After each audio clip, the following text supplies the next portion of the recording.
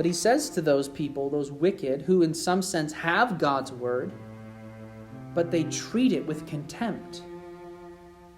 They have God's word, but they don't believe God's word. They treat it with contempt.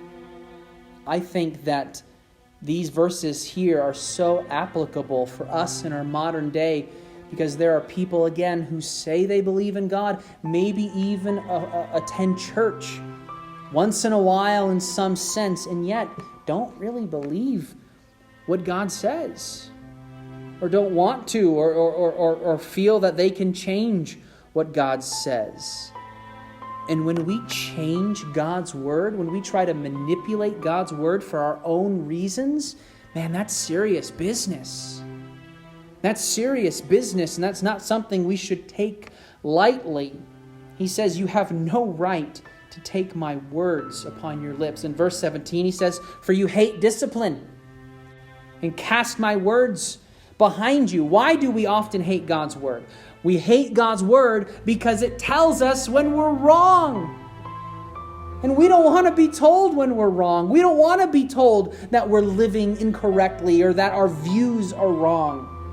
Right? We want to live in a world where everybody will just pat us on the back and tell us whatever we think, whatever we believe, whatever we want is good and right. And that's just not true.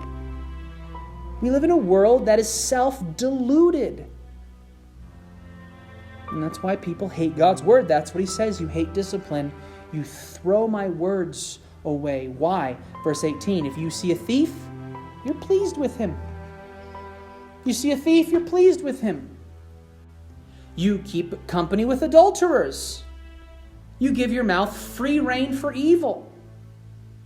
And he's saying you don't care. You see wickedness in the world. You say, that's great, that's okay with me. You see, this is a distinction. It's not just us ourselves indulging in wickedness and sin, but it's the affirmation of wickedness and sin that God detests. You know, you often get this idea that people will say, well, Jesus ate with sinners. Right? That's what he was accused of all the time in the Gospels, right? Jesus was with prostitutes and tax collectors. And they said, look at him.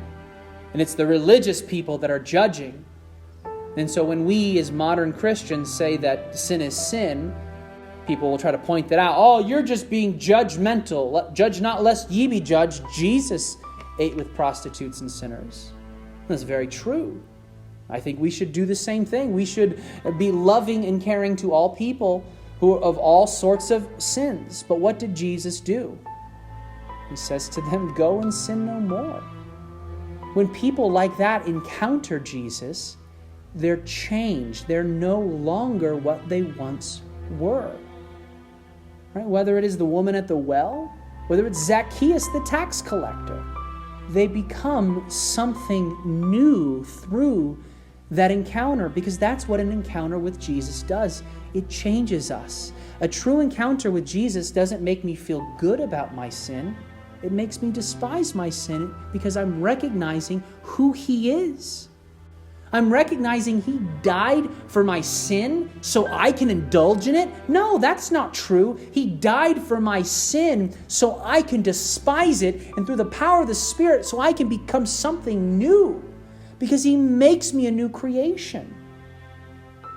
And yet we live in a world where we want to say, well, you know, it's okay. We can affirm sin. We can be cool with it.